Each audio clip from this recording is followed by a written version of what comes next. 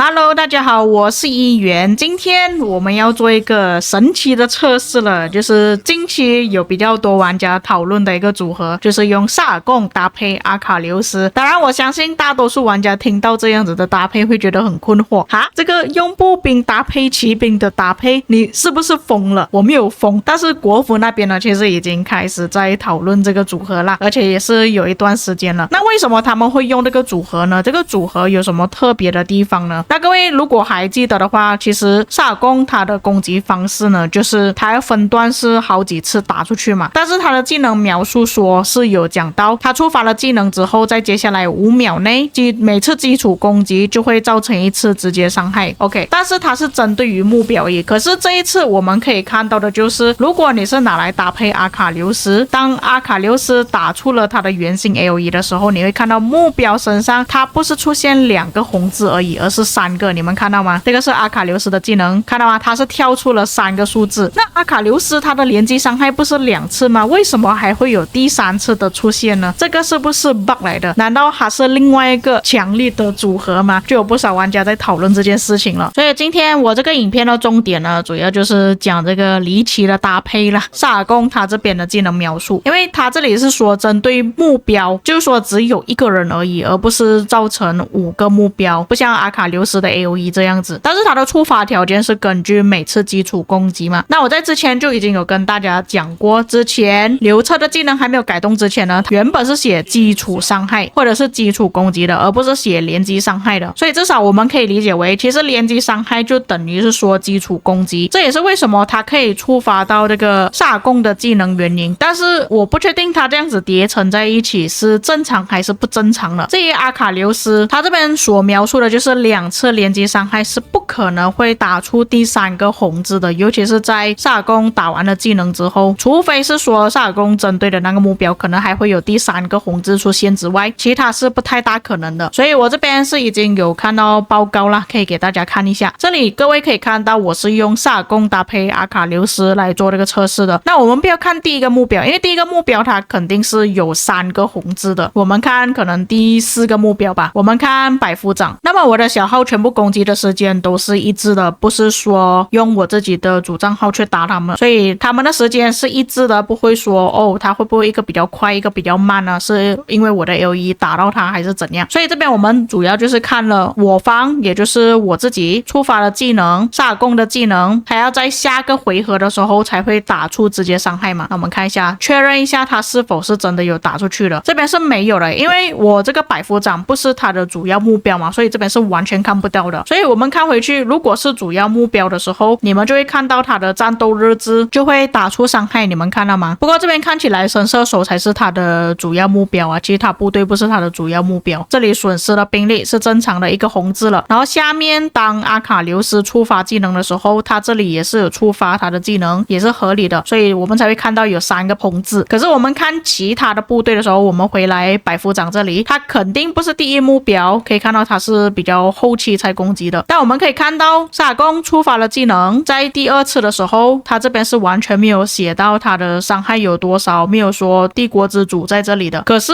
当阿卡琉斯释放了技能之后，我们回来看，这里又变成说他又出现了哦。诶，这样子是什么事情呢？这个是 bug 吗？还是说他的机制本来就是这样子呢？那假设说他这个机制不是 bug 的话，就变成说萨尔贡他的能力又再次的提升了，而不是像之前这样，哇，他只能针对一个目标爆发而已。因为之前我们说，哇，萨尔贡没有什么用啊，是因为他只是打一个目标而已嘛，他又没有 AOE。假设说他之前原本的设计是设计有 AOE 打多个目标，然后多个目标爆发的话，其实它的效果会比较好一点。但现在因为阿卡琉斯的机制关系，所以就变成说，诶，他这样子搭配起来好像效果又不错，又有多了不少的爆发。那为了安全起见呢，我们每个部队都是去看一下他们的战斗日志啦，就是确保是说并不是个别比案例，而是真的他每个部队都有造成伤害。像这边也是触发了，可是这边下面没有看到任何萨尔贡他的直接伤害，但是每次一到阿卡琉斯释放了技能之后，肯定是会出现萨尔贡的伤害的。那我们也是测试一下其他的组合嘛。那像这边我就用萨尔贡搭配刘彻，那搭配刘彻的原因也很简单，是因为他是重击伤害统帅嘛，所以我们就试试看他搭配起来会不会有类似的效果，可以打出3个红字这样子。那也是一样，我就攻击5个目标，但是我已经忘记第一个目标是谁了啦，这个我们就不要去理他。那我们先从也是一样第4个部队看起吧，因为我不确定到底哪一个是我攻击的目标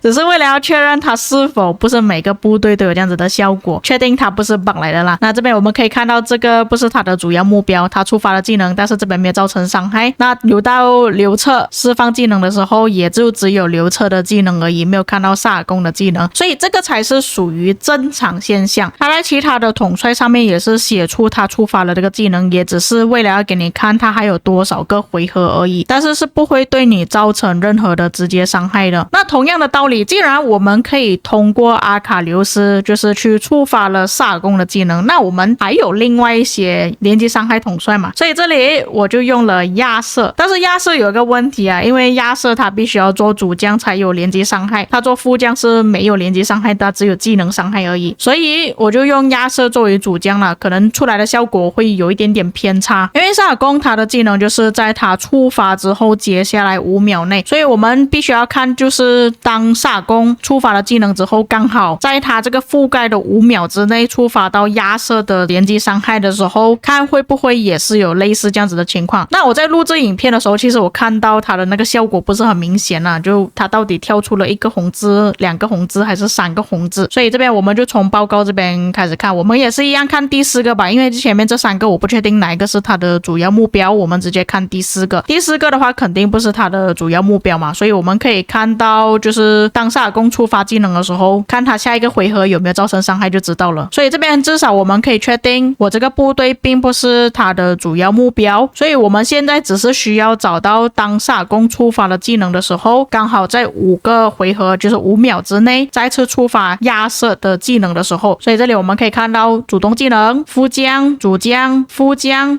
这个就刚好在他的那个时间范围之内。这里我们点击查看萨尔贡触发了技能，所以他这边是打出第1秒，第1秒的伤害是没有的，第2秒也是没有看见，第3也是没有看见，到了第4个我们这里可以看到亚瑟他是触发了技能，但是萨尔贡的技能有没有出现在这里呢？这里是没有看到的，但你们可以确定他这边是还有剩下1个回合的直接伤害，所以我们收回去看一下下面还有没有类似这样子的报告。那我看一下他后期是不是没有部队了，他后期这个变成应该是变成他的主要目标了。那我们看这个部队好了，我们往下一点看吧，就是刚好他触发的时候看有没有覆盖到，那这边看到他的距离都蛮远了，就是触发的时间都没有撞在一起了，他距离太过遥远了，但是只有刚刚我看到神射手的报告会比较明显一点。那我们再看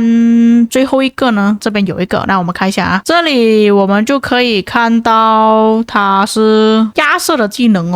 可是这边有触发到这边应该是主将，然后副将可以看到触发了萨尔贡的技能，然后他这边是没有看到萨尔贡的技能的，完全没有，他的直接伤害没有到这边。可是在这个回合的时候，他的那个帝国之主他还是剩下有1个回合，所以可以看到还是一样有打出伤害，然后同时间也是有触发到亚瑟他的连击伤害，所以其实他的那个机制也是有点类似像阿卡琉斯这样子，轮到这边的时候又是萨尔贡的技能打出去，看到吗？触发了，然后第1、第2、第3，照理来说在这里的时候还有1个回合 OK， 然后有没有再打出伤害呢？这里我们可以看到亚瑟是发动了伤害，可是这里反而就没有看到萨尔贡的伤害了，所以这边我们可以确定到就是如果你是用在亚瑟身上，好像就没有这么稳定，可以看到萨尔贡可以打出这么多目标的